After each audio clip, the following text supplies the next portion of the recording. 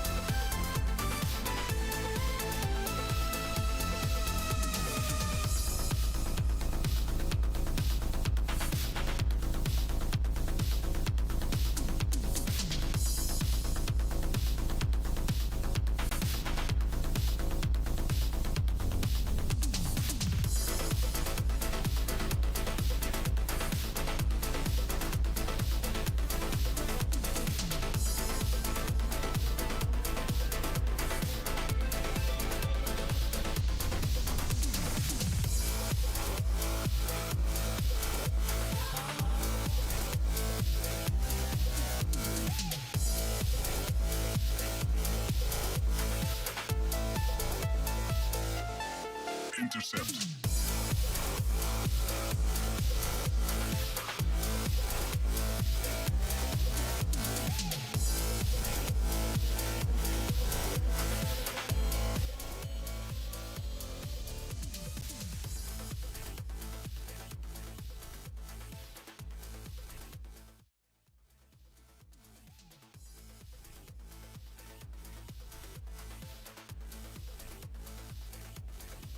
Hello and welcome, ladies and gentlemen, to Grid Vision's coverage of the Champion Power Equipment Truck Series at Texas Motor Speedway as we start their second race of the season, or the fall season, I should say. Definitely excited to see who's going to come out on top here this evening for sure, as of course we saw, I do believe, Nathan Nicholson win last week at Auto Club. We'll see who's going to be able to take it to the top rung here tonight as qualifying is underway, as we are set to have 100 laps here tonight at Texas Motor Speedway. Let's take a quick look at the schedule for the rest of the week before we get too far into the details about tonight's race. And of course, we unfortunately do not have Thunderclap tomorrow on Wednesdays like we usually do. We'll sure be starting back next year with them, hopefully. Of course, Friday, though, NIS competition is going to be at Talladega. That is going to be an interesting one for sure. All the top guys in the NIS or in the official NIS series are going to be there and going to be seeing some 3, maybe even 4 wide action, 9 p.m. Eastern Standard Time.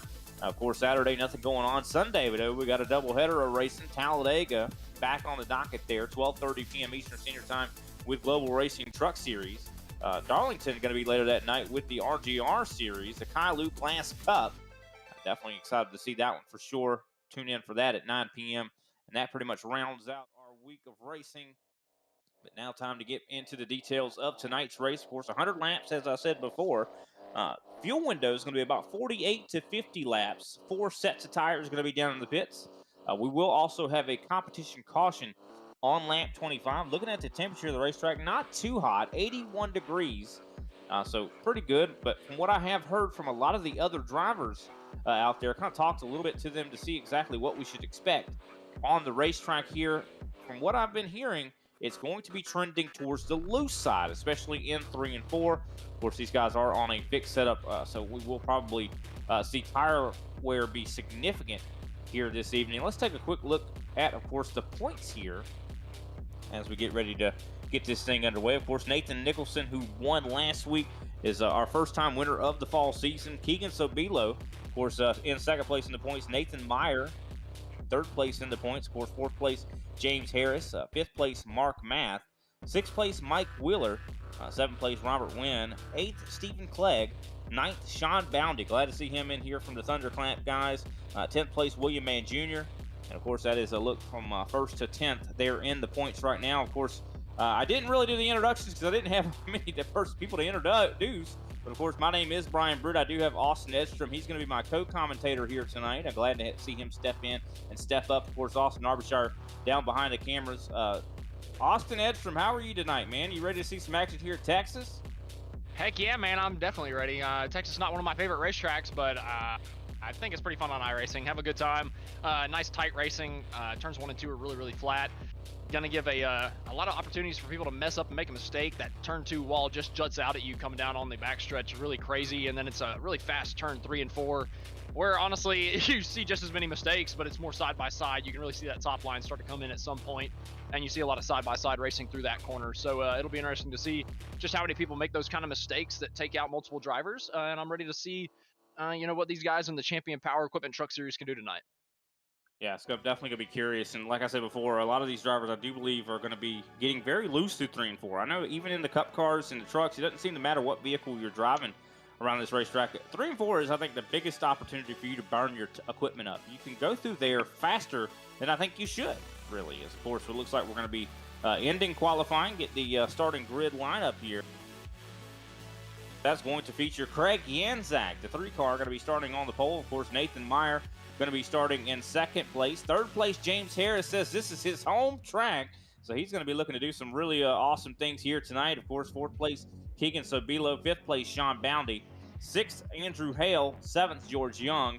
Eighth, Justin Levine. Ninth, Brandon Ball. And rounding out the top 10, Mark Math. 11th, Jason Taylor. 12th place is Tyler Meeks. 13th is going to be William Mann Jr. 14th, John Lucido. 15th, Brian Whitney. 16th, Brad Thacker. 17th is James South. Probably just going to keep going south in the lineup. 18th is Robert Wynn. Oh my goodness. You give him a hard time every time you get a chance, don't you? I'm going to continue doing it, man. I gotta rag on James every single time that I get every time I get an opportunity. It keeps him humble. Exactly. But yeah, I mean, definitely curious to see how this plays out, though. It's like I said, it seems like it's going to more trend to the loose side of things when it comes to the longer runs. We'll have to see who's able to manage that the best. I think clean versus dirty air is going to be very important here this evening. I think track position is going to be important. I think Yanzak, very good call or very good performance in qualifying, and that's going to be big to have that track position. Yeah, Texas is just one of like the more notoriously difficult tracks to pass at. I mean, that's the best way you can put it. I've ran a couple A Opens this week, and I can tell you for an absolute fact that it's like that. So I haven't ran the truck yet, but from my experience, these things are just even more of a dirty air machine than the Cup cars are. So I think especially through 1 and 2, you're going to see a lot of people fight for that bottom lane and getting tight and kind of getting that push loose kind of problem that I've talked about a lot on broadcast. You're going to see them get really tight in the center of the corner and then just kind of get a little bit loose off if they don't get so tight that they pound the outside wall coming out of 2. And then 3 and 4, you're really just trying to hold on to the truck and save the tires because you can, you alluded to this, you can just carry so much freaking speed down into 3 and 4 that it's a little off-putting because you feel like you should carry that much speed, but you really shouldn't because you're just going to burn the absolute heck out of your right side tires. So it's just going to be interesting to see, excuse me, I just paid. It's going to be interesting to see who can hold on to those tires the best while still running really competitive lap times. Oh yeah, I think that's the truth. I think this is going to be a resource management race. Of course, we got 4 sets of tires that these guys have to play with. So they definitely have the tires to play with, and of course they got a competition caution. I think that's going to be huge. I think that lap 25 competition caution is going to allow these guys to really look at the data and figure out like, okay, I'm really burning my stuff up. I cannot do this, and really just adjust it and have like a second chance at it. You know what I mean? Oh, yeah, absolutely. I think you're absolutely right about that. I don't know. I'm interested for this one. Just Texas is always just weird to me. It's just such a weird racetrack. Nothing like any of the other 1.5 miles we see on the circuit. Mm-hmm. And most people hate it. But it's growing on me. Lend I'll be honest. To some crazy racing. It's been growing on me. I got to give it credit. I mean, I used to hate this configuration, but I'm starting to like it. But here we go. We're getting ready to see if we like it here tonight or if these drivers like it here tonight as the pace car dips down pit road. As we get ready to enter the Geico restart zone, and here it is. Green flag is in the air as Craig Ganzak up to the gears. What a start from James Harris. He is all over Craig Ganzak. It seemed like he knew exactly when he was going to go. And you can see that paint scheme's got Texas all over that machine. From what I've heard, he said that this is his home track. He's wanting to succeed here tonight. It looks like he's definitely stepping out on the right foot as he jumps up in front of Nathan Meyer. Man, he throws a big block down the backstretch to the bottom of the racetrack on Nathan Meyer. He goes to the top, gave Meyer a little bit of draft, and then dips back down to the bottom, making sure he can get that bottom seam all the way through turns 1 and 2. And gets a relatively decent run to be able to hold on to the back bumper of Craig Yanzak to be able to get that good of a jump on the restart from the P3 position. Really good jobs there from James Harris. Like you said, home track hero at this time, or at this racetrack. Man, he's all over the back bumper. Actually gets Yanzak a little bit loose coming off at turn number 2, and that actually opens the door for Nathan Meyer behind him, and opens the door for Sean Bounty behind him, and they're 3 wide going down into turn number 3.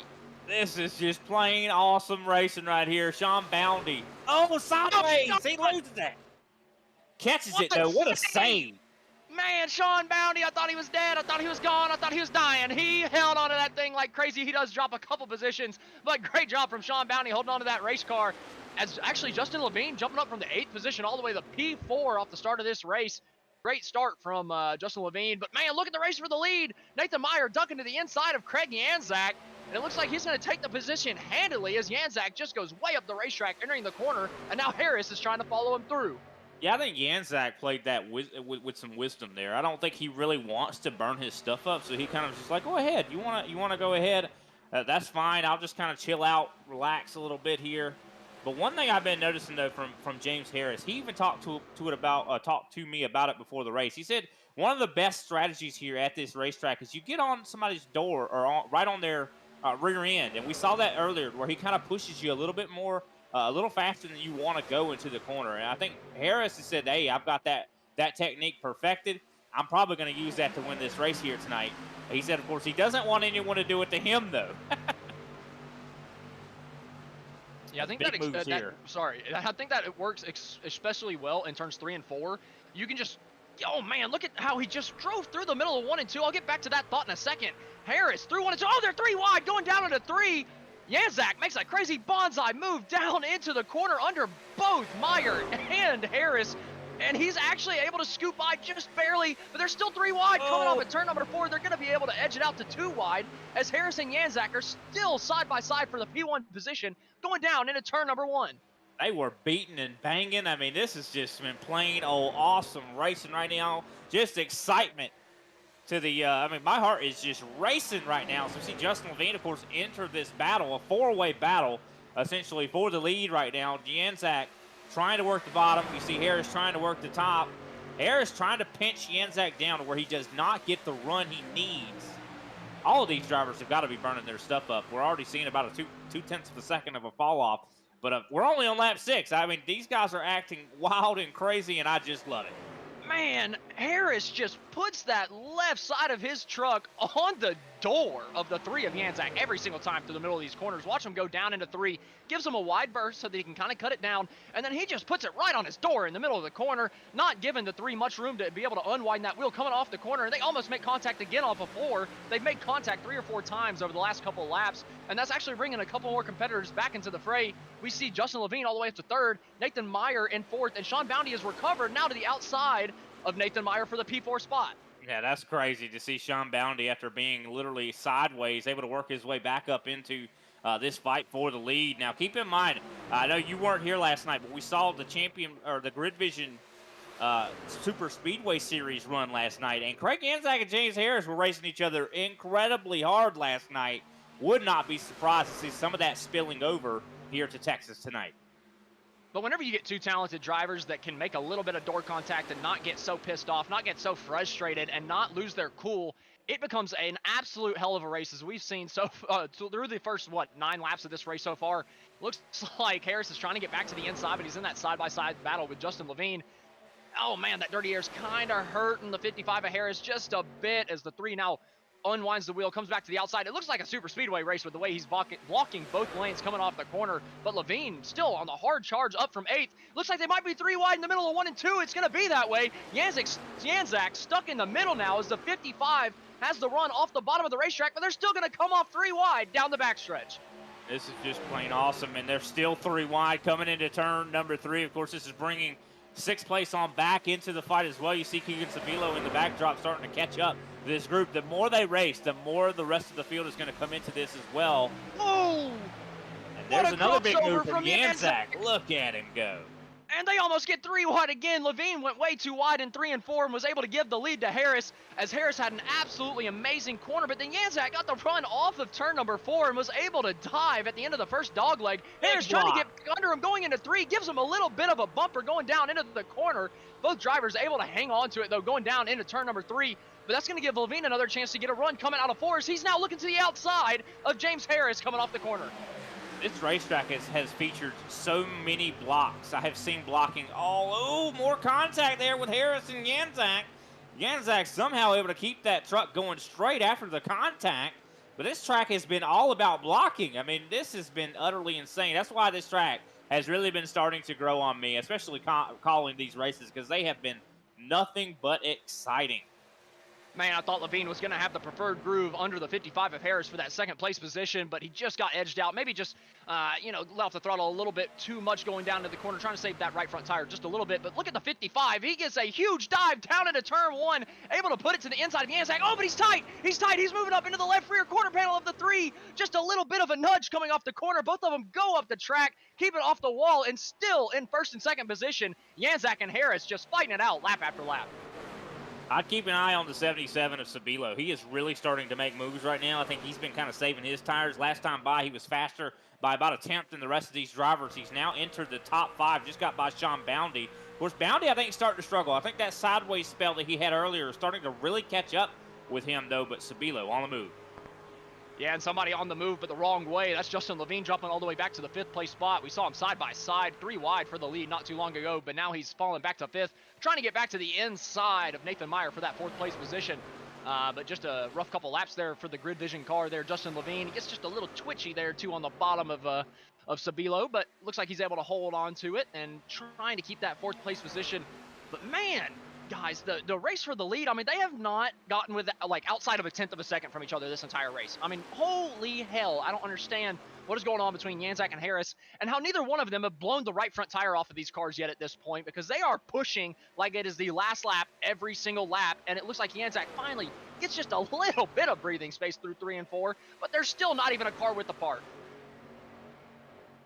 No, it is crazy that they're able to maintain this and not really, just not showing a ton of fall off. I mean, they're still hitting some of the fastest laps on the racetrack right now. Of course, Janczak's been doing a great job of holding off Harris, but eventually I think something's going to give when it comes to their tire wear. Of course, we still have, I do believe now, less than 10 laps to go until we see the competition caution on lap 25. So will these guys make it to that point? You know, what did they learn as well? I think it's going to be the main thing. And they're going to definitely be putting on a fresh set of tires, because I think they've already used these things up quite dramatically. 6/10 right now has been the amount of fall off we've seen thus far. Man, the 3 of Janczak really gave about half of a car width to the 55 through 3 and 4, just able to let the 55 have his left front nose out into the clean air through that corner. I thought the 55 was going to be able to get a run down the front stretch. It just didn't materialize. The draft didn't do enough for him. But, man, he's diving it in there again, just getting to the rear bumper. Like he said, he likes that move where you can get to the rear bumper and take some air off of him. He's there, but no air is getting taken off the 3 just yet. I mean, he is all over the back bumper, even uses the grass down the front stretch to try to get under him. Not able to make it work, and now he's looking to the outside of Janczak, going down into turn number 1. But he opens the door for Levine, but he shuts it, going down into the corner. This is curious because we were talking about Levine. He had fell back to outside of the top 5, and now he's back up into 3rd. I think he might have been trying to cool his tires down, and I think that's been fairly successful. I mean, last time by, Justin Levine was the fastest car on the racetrack, as we're looking on board, I do believe, with Levine at the moment. We can kind of see this track very much, I think, rewards smooth wheel inputs. So I think that's what we're seeing probably here from Levine. You also want to steer with the gas pedal and the brake, and I think that's what we're seeing for the most part with these top drivers. The door's open for Levine right here. The 55 up the racetrack in 1 and 2. Got in just a little bit too deep, and that's going to let Levine pull completely side by side with the 2nd place driver, the 55 of James Harris. Now going down into 3, Levine does have the nose ahead, and it looks like Harris is just going to concede the position, as it looked like you said, Levine's cooled down those tires just a little bit. He's making a march towards the front. Yeah, I think that's the big thing here. I think he realized that, hey, these guys are fighting really, really hard. I do not need to be fighting like they are. I need to cool them down, and then I'll have a resurgence. And these guys are going to have their tires way too hot to really hold me off. And I think that's exactly what's happening right here. Of course, Sabilo now battling as well with the 24 of Nathan Meyer. So still some fighting going on. Of course, I do believe Harris trying to hold off the charges from the 24 and the 77. And the lights just came on, and everybody's screaming. I mean, goodness gracious, this race has been absolutely insane so far. Finally, it's starting to spread out a little bit. That was also a song reference. I don't know if anybody got that. But either way, the lights have come on at Texas Motor Speedway, but just as they come on, the action kind of dulls down just a little bit. Finally, they start spreading out as the tires have started to wear just a little bit. I think you're starting to see the 55 struggle. I mean, he's getting tight through the exit of turn number 1 and 2 every single time the last couple laps.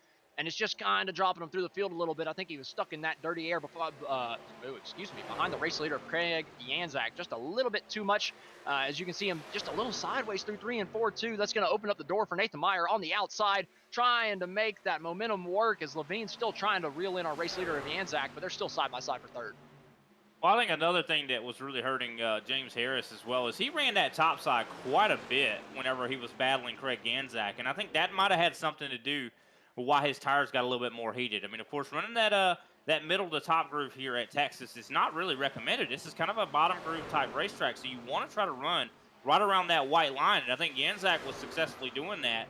As of course, Levine, I think let's see if he's going to be able to actually get something done here, because last time by, Janczak and Levine are pretty much matching lap times. Of course, the battle is very much on for 3rd, as it looks like Myers has got clear of Harris. Now Sabilo is going to see if he can't do the same. not quite going to be able to make it happen just yet. But again, the 55 gets tight coming out of turn number 2, and that's going to open the door to Sabilo down on the inside going into 3. How heavy does the driver of the 77 drive it down into turn number 3? He's able to pull. Oh, man, he gets a little tight through the middle of the corner. The back end stepping out on him just a tiny bit. But it looks like he's still going to be side by side. I mean, just nothing between the two drivers for 4th place at this point. Sabilo really just needs to dive it down into turn number 1. It looks like he gets a little bit of a helping hand there from the Ford truck of Hale right behind him down the front stretch, and he's able to clear for that 4th spot as, man, Harris is just falling like a rock right now. Now side by side for 5th, might fall all the way back to 6th, maybe even 7th before the caution flag waves. Yeah, definitely could very well be the case. I mean, you got Tyler Meeks right there as Hale tries to get underneath, not able to get there. He gets tight himself as Janzak out to about 3/10. I do believe we're starting. Yep, here's the yellow flag. That will be the competition caution coming out, and Craig Janzak, of course, is going to maintain the lead here. Qualified on the pole, and he was able to lead a lot of these laps. Of course, he had to earn it, honestly, though, that's for sure. There were a lot of talented drivers that were trying to definitely attack that position. But while, of course, we're under this caution, I'm sure everybody's going to be coming down pit road. Let's take a quick commercial break, pay some attention to our sponsors. We'll be right back with some more exciting racing here with Champion Power Equipment Truck Series.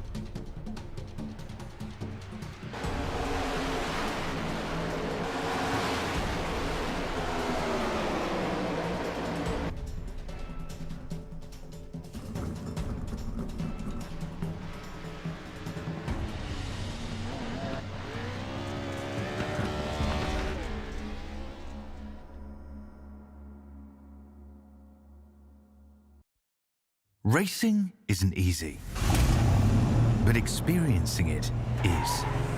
iRacing puts you in the driver's seat with the industry's leading sim racing game. Drive on laser scan replicas of the greatest racing circuits from around the world. Go head-to-head against other drivers chosen by skill-based matchmaking to ensure competitive racing at every level. Compete across all your favorite series in officially licensed cars engineered to deliver the most accurate driving experience possible.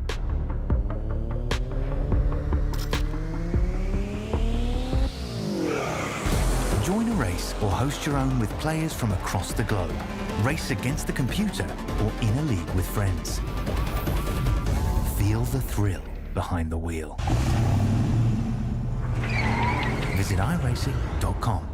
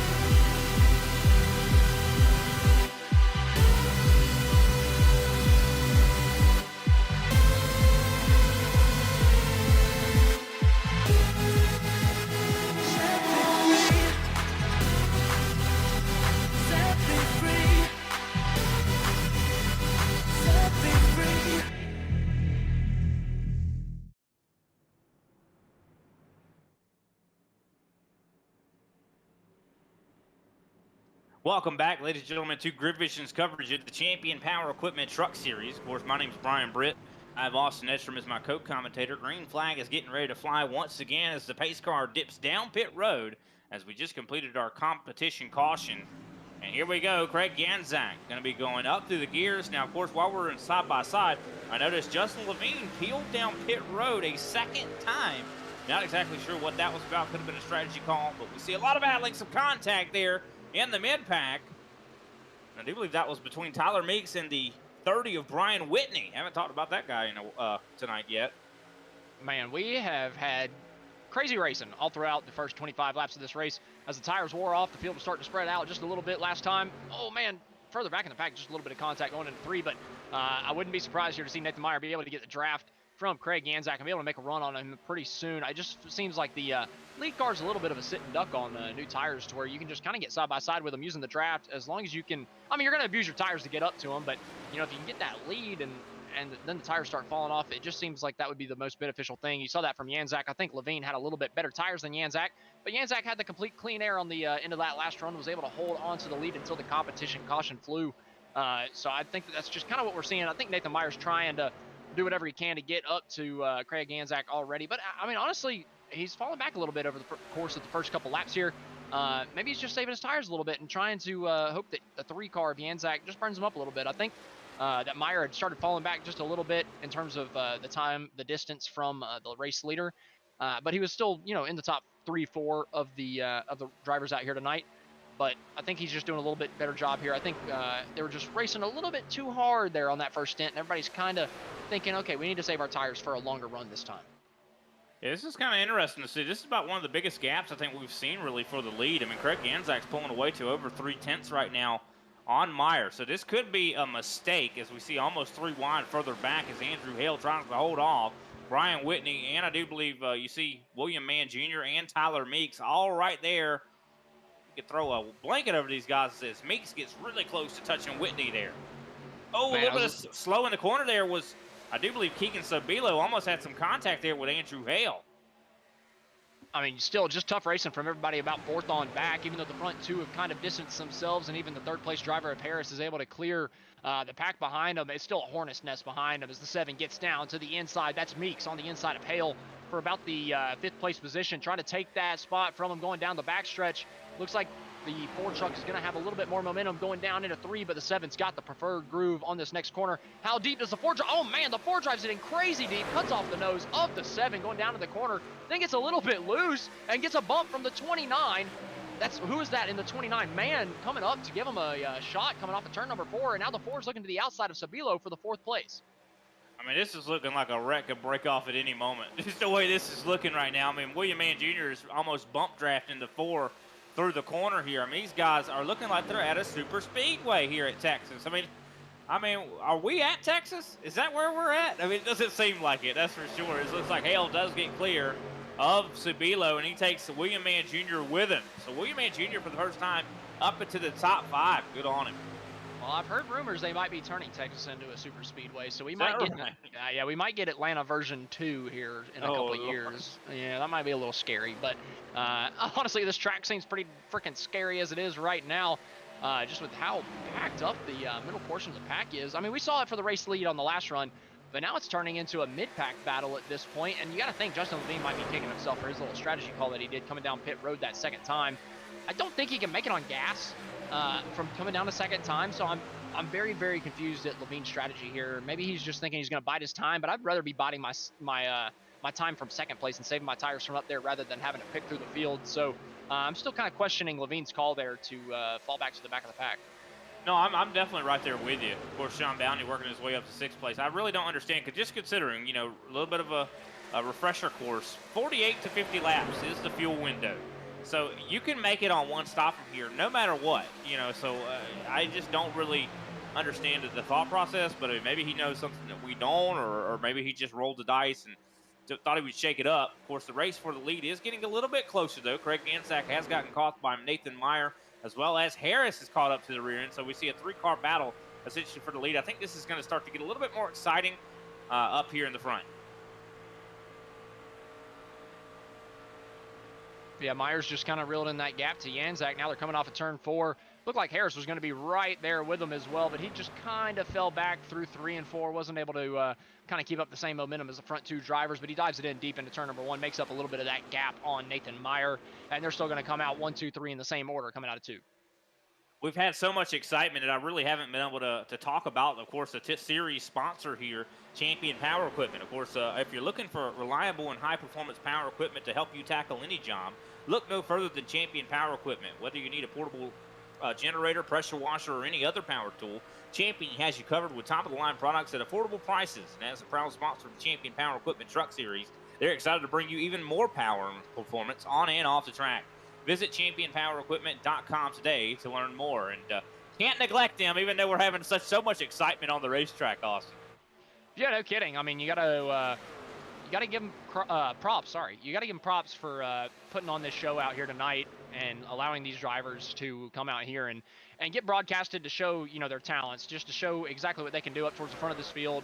Janczak, Meyer, Harris, Levine earlier. I mean, just the crazy battling we were saw for the race lead earlier. We wouldn't be able to see that without the Champion Power Equipment Tools sponsorship. So big credit to those guys over there just for putting on this show for year after year. Just like I said, big credit to them for coming out. And you see all the champion banners going down the backstretch. Really cool to see just about all the drivers having those banners on their windshields in the second race of the season. Typically, people get a little bit more accurate and be able to put all those on by the third or fourth race. So there's still a couple stragglers out there, but I'm sure all that's going to get fixed here in the next couple weeks. But it's just cool seeing those champion banners go across the racetrack like that, lap after lap.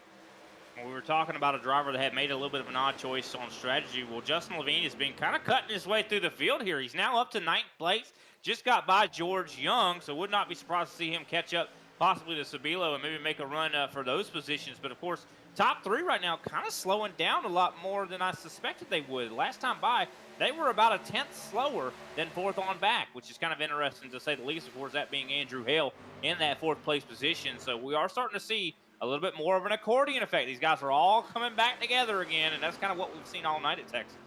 Yeah, and James Harris has now jumped up to the second place position, made that pass on Nathan Meyer. Looked pretty easy, and it looks like Meyer's just kind of content with riding behind Harris going down to turn 3, didn't make a move, didn't make a dive down to the bottom to kind of show his nose, and it looks like Harris is just really reeling in on a race leader, Craig Janczak, a little bit, as Janczak gets a little bit tight coming out of that corner, actually, and it looks like Harris might have the run going down to turn 1. But we've seen this before, though. If Harris can get underneath Janczak, I think he might have a chance at possibly taking the lead. But I know that last time that he tried to challenge Janczak, it seemed like he was blocking him very successfully. He was not really able to get that position, or Harris is not really able to get underneath him. So I think that's where Harris has got to find success. He's got to get underneath the 3 machine. Battling up on the top is not going to help him, especially because we saw how tight he was getting later in the run in that last run.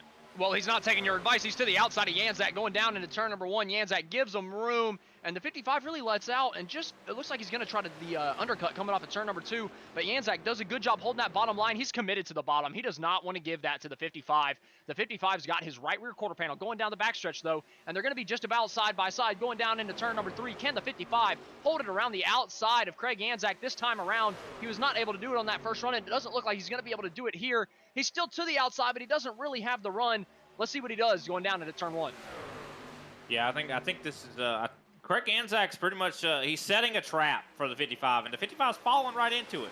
Unfortunately, I mean, this is going to lead to him being tight once again here. This is also bringing Meyer and Hale right back into this as well. I do believe we've got a battle for 5th place going on as Tyler Meeks tries to use the high side as well. And it's definitely getting more and more exciting. Of course, Sean Boundy as well is starting to work his way forward as well to possibly try to get himself up to the top 5. Justin Levine up to 8th now. Man, Harris is all over the back bumper of Janczak. I mean, through 3 and 4, he was just so tight on him, trying to get him loose. Just was not able to do it.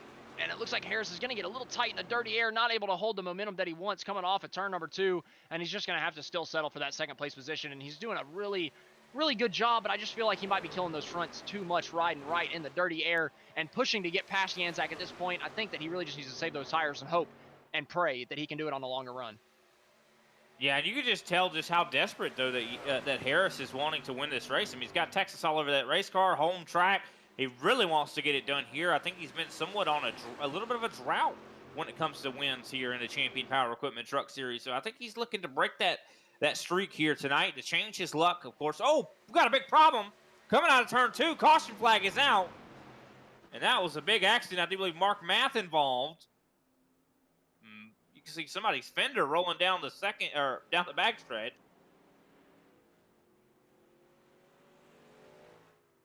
Gonna Gonna have to get take a a look replay on back. that one. Yeah, definitely. As you see the 199 here coming up, I do believe that's James South ahead of them. They were 3 wide, and I think, oh yeah, right here. Looks like a three-way battle. Look at that. The fender, I think we identified whose fender that was. It's Brandon Ball. That was a heavy, heavy hit. I mean, it was weird because, I mean, Math had every right to make it 3 wide going down to the bottom here. I mean, they were just so wide up the racetrack, the 2 drivers on the outside coming out of turn number 2, and Math was trying to make it 3. I mean, he had so much room down on the inside. We saw the contact between the 73 and the 12, or the 17 right there. And you see Mark Math's coming on the bottom, and I mean, it's kind of weird. I feel like both drivers on the outside were kind of coming off the wall a little bit.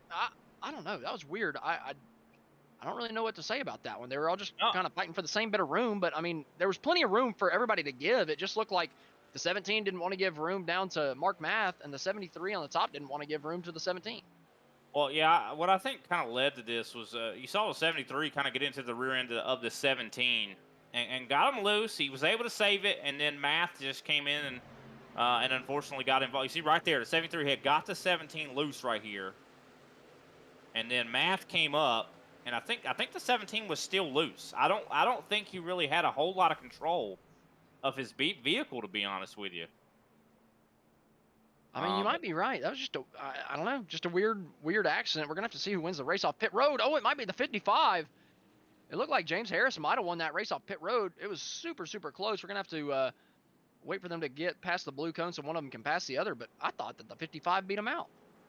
It definitely looks like it, and that would be what Harris probably wants. If he can get that clean air, he's got the capability to win this race. I think, as I think we're going to look back at this race off of pit road to see exactly. And Harris is passing him on the racetrack now. Yeah, he did. He won the race off of pit road. It looks like. Oh, this is big. This is huge. Now, I think if I was in Harris's shoes, I would hold that bottom and do exactly what Janzak was doing to me. I was just like, nope, you are not getting underneath me, you know? Yeah, make him pass you on the top for sure. I mean, look at the jump that Harris got out of the box. Able to pull out ahead, and it's the green cone up here, not that white line right there. It's the green cone here on exit.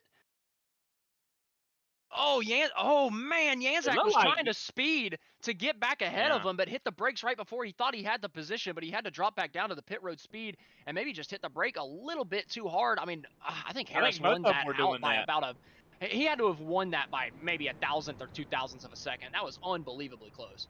No, 100%. That was very close between those two drivers. I think they both were skirting on the line of speeding there, that's for sure. As, of course, James Harris now going to be in control. Half the field pitted again. This is the fuel mileage. What did you say the fuel mileage 48 to 50 laps. This is going to be really close. Yeah, at green, it'll be 51. So everybody that's coming down pit road still probably has to save a little, but I don't know. I mean, everybody's going to have to save a little. That one extra caution lap's not going to be too helpful, but it is going to, I mean, maybe give another 0.2 gallons into the tank, probably off that one caution lap. And, you know, that might be the difference in the race at this point. Oh, this is definitely going to be a very close finish, but who's to say we don't see another caution? Could very much be the possibility. It could be a possibility. But definitely a lot of, you don't want to really rest on the possibility of a caution. A lot of times you are going to want to account for the fact that there might not be a caution. So these guys are probably going to want to try to save some fuel. So even though Harris won the race off pit road, it might actually not be the best thing here because he'll be burning the most gas. He will be, but I feel like if he can save tires and just hold that bottom lane and hold the lead, he's going to be able to save them towards the end of the run. But we're about to take the green flag as Harris is going to lead us back to the Geico restart zone. Yep, here we go. James Harris into the Geico restart zone, and there it is. Green flag is out. Harris with a really good start. Able to get a solid jump on Janzak as you see Nathan Meyer battling with Sean Boundy. Boundy now back up into the top 5. Looks like he's going to see if he can't get up to 3rd, but it looks like Meyer able to hold off that 34. Oh, and there goes that 24. And he is sideways. This is going to make it to where drivers will be able to probably make it on fuel, but big hit for the 24. I do believe he got maybe, I'm not sure if that was the 34's fault or what happened there, but it looked like he had the 24 might have slowed down in front of him or possibly just over aggression there from Boundy. I'm not sure. This is definitely going to be one we're going to have to look back at. And the 33 of Justin Levine took a huge hit down the backstretch. Has major right front damage. The 34 obviously went around, got hit. So a couple of good trucks damaged in that one. That's going to hurt a lot of guys' chances. But we're going to get the replay right here. Sean Bounty behind 24 of Nathan Mann. Oh, yeah. Nathan just got loose. 34 did not react in time. Hard to put that on the 34. The 24 just got loose in front of him, and just the field scattered. A couple guys could not miss it. Coming off that really tight exit at turn number 2, it's a tough thing to miss an accident coming off that corner. No, definitely. I mean, yeah, I'm glad we looked back at that, despite what our producer says. C tier. C-tier producer. But, I mean, yeah, he just got loose. We're looking at it again, looking at it one more time. You can see right here, just sideways, has to get out of the gas. And unfortunately, the 34 of Bounty just did not, have time to react. And fortunately, a lot of other drivers didn't have time to react either. You said Levine kind of got some damage out of that. It looks like a lot of drivers peeling back down pit road. It looks like Levine probably going to try to get some of that damage repaired. Do they have a fast repair? I do believe they have one fast repair. So Levine probably trying to get that damage repaired as well. I would assume that even Nathan Meyer probably not completely out of the race either. He's going to be able to get that damage fixed as well, as long as he's able to stay on the lead lap.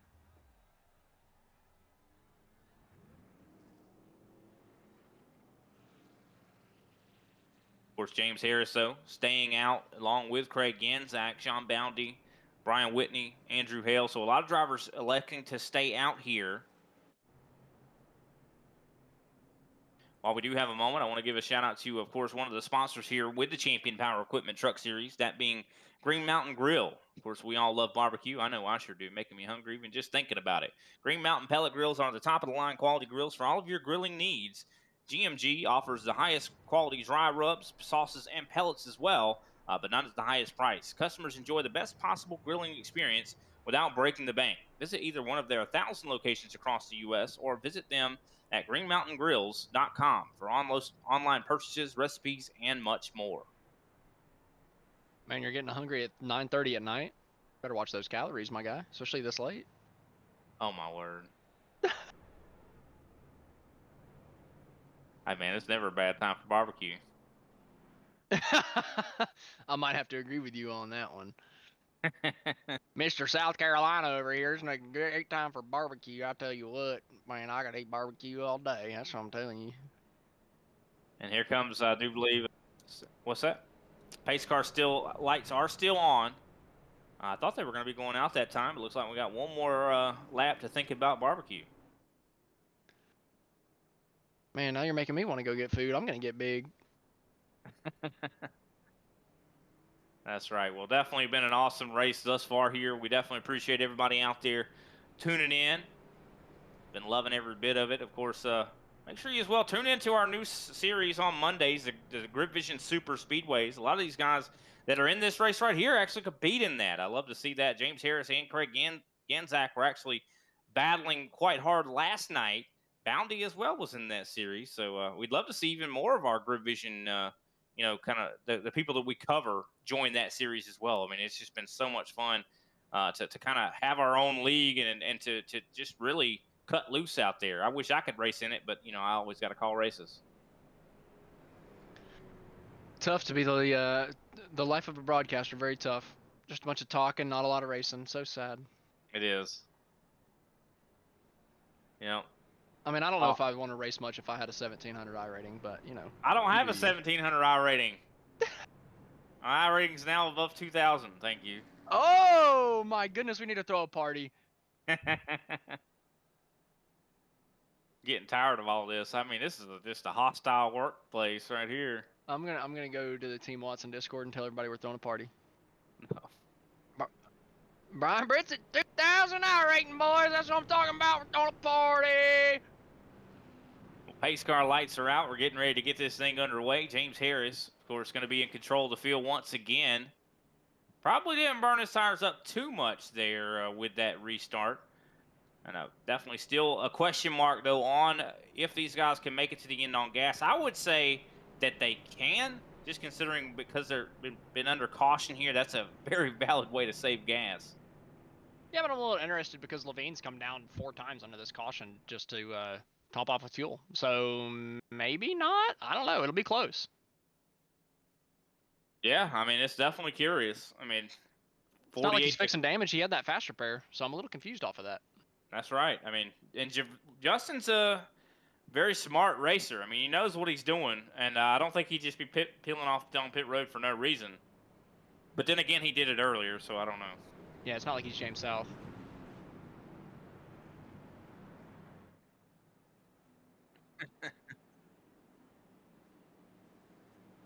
C-tier driver, James. See. Oh man, poor James is gonna hate me. And here we go. Pace car heading down pit road. James Harris going to be entering the Geico restart zone, trying to get a victory at his home track. And there it is, green flag out. Very great restart there for him. He's able to pull off on Janzak. Janzak just kind of caught sleeping in a way. Side by side, though, for third. Brian Whitney. Haven't seen a lot of this driver in the Champion Power Equipment Truck Series, but he's definitely making his presence known. He's even got the Green Mountain Grills paint scheme on there. Yeah, the good James got a really good start there on that restart, being able to control when they went. He seems to be going really early in the restart zone. But, man, Janzak got a big run down the backstretch, using all the draft down the back, and actually gets a crazy good run through 3 and 4, able to get it to the outside of our race leader, James Harris. Oh, man, he just about cuts it to the inside, but Harris covers him off, makes Janzak go the long way around the racetrack, just like Janzak was making him do earlier. But Janzak's trying to get the crossover move done out of 2, maybe gives the 55 a little bit of a bump, and he's going to get to the inside of the 55 down the back, but the 34 looks like he's trying to stick it in the middle before they get to turn 3. Not quite able to do it. He's going to try to follow the 55 through on the outside, but no, he ducks down to the inside, gets a little bit squirrely down on the inside of the 55, and now they're side by side for second. Man, I guarantee you James Harris not too happy right now, I bet. I mean, because he did it. He tried to do exactly what Janzak did to him, but Janzak was a lot more physical about it. He was willing to move him out of the way, it seemed to be there. But here comes Sean Bounty, another driver I think that's willing to move someone out of the way as these guys are blocking, moving every which way. This is just awesome to see as here comes Keegan Sabilo underneath Brian Whitney for that 4th place position. But Sean Bounty getting a good run around the high side here. Janzak is absolutely committed to the bottom of the racetrack, but it looks like the 34, Sean Bounty, had a little bit of a better run on the outside of 3 and 4. They might be 3 wide, going down into 1. The 55 sticking his nose down there. He's trying to get to the bottom of the 3, not quite able to do it. The 3 of Janzak covers him off, going down into the corner, but it gives the run to the outside in the 34. Sean Bounty down the backstretch, getting a good run, not getting side drafted too heavily. Now going down to 3 with the wide arc on the outside of the racetrack. Can the 34 pull ahead coming out of the corner? I mean, he might be able to pull ahead, but will he be able to get clear? I think is the main question. He's almost there, as he almost was able to get clear across the start-finish line. What is he going to do here in the 1? Looks like they're going to be door-to-door, neck and neck here. As Sean Bounty's definitely run a little bit higher on the racetrack, probably burning those fronts up, though. I would not be surprised to see those tires not too happy with him after a few laps. Of course, James Harris just looking on and letting these guys battle each other. But here comes Brian Whitney to the rear end of the 55, as well as Andrew Hale now side by side with the 30. Oh, the 55's trying to get to the bottom, but he's not quite able to pull up to the side of Janzak just yet. And Janzak has not let the 34 clear him coming out of turn number 4 yet either. I figured Sean Bounty was able to rip around his outside, especially that last time. He had so much of his car clear, just not the back bumper going into the corner of turn 3 last time by, but just has not been able to get clear of Craig Janzak on the bottom of the racetrack. And Janzak's a little bit further alongside this time, going down into 3, dives it in really deep into the corner, and just about clears them coming off, but they're still going to be side by side off the corner. Bounty still out there, still to his right rear, and it is an absolute plate race right behind him. Yeah, they are battling so hard right now. Of course, Bounty, you could tell he's starting to, I think, heat those tires up too much. He's starting to lose a little bit of that momentum that he had up there on the racetrack. Now here comes James Harris to try to see if he can possibly get underneath Janzak. Janzak trying to block him, not letting him get that of course, front nose underneath. But here comes Bounty, a little bit of a regroup here. Can he make it back to the high side of Janzak to maybe put another fight to him, or put the fight to him?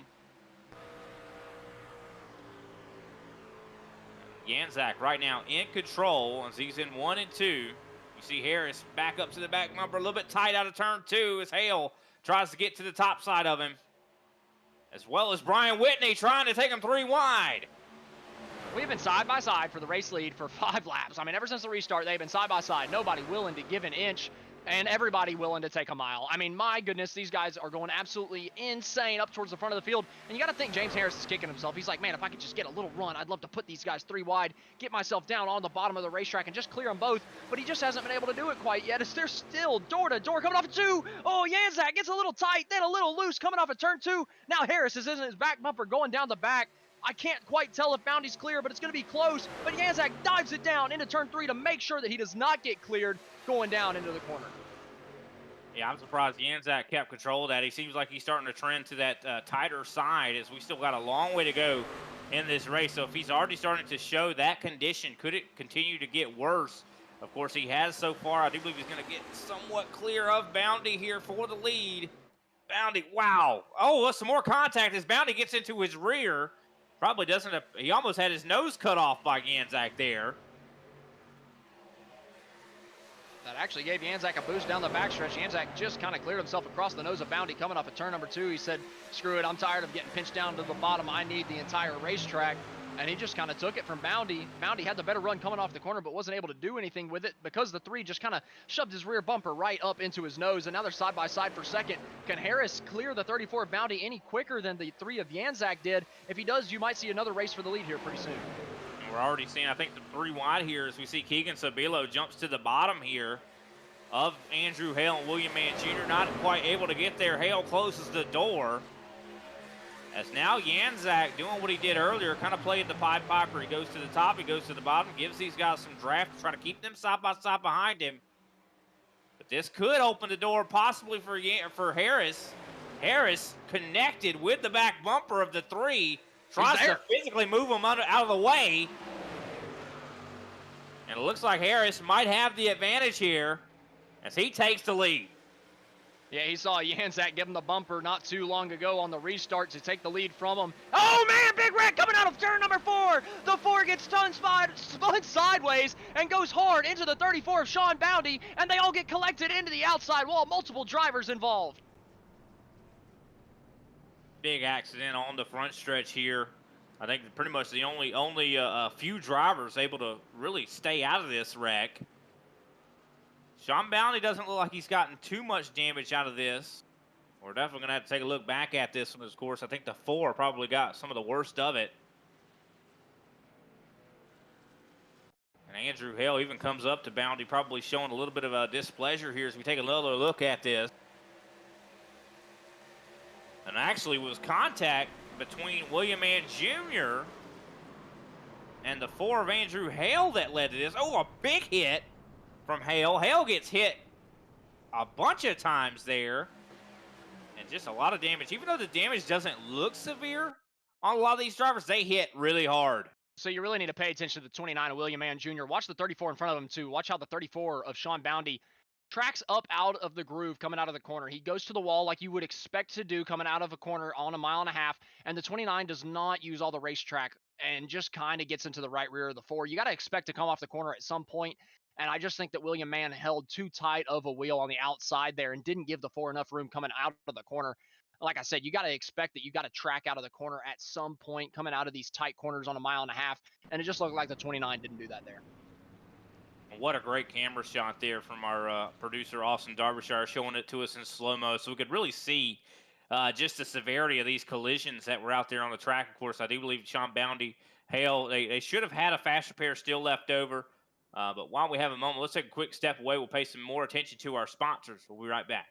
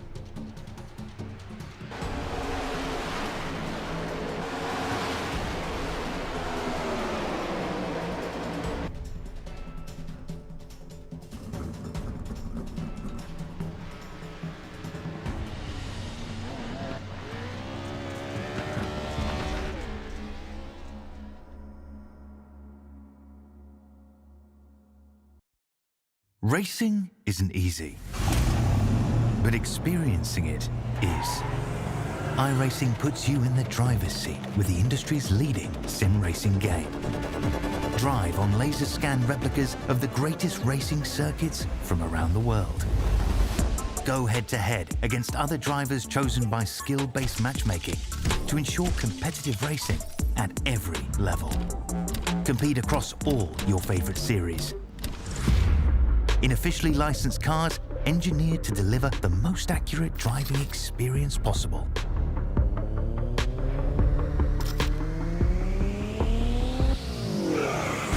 Join a race or host your own with players from across the globe. Race against the computer or in a league with friends. Feel the thrill behind the wheel. Visit iRacing.com.